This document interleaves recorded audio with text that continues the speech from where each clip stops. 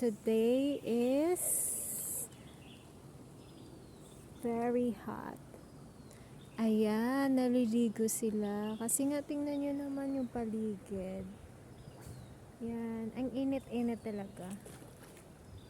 Yan. Diba? Ayan.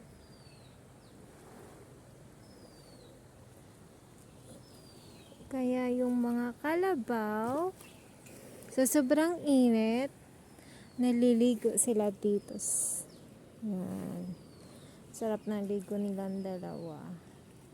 Kasi talaga, ang init-init talaga.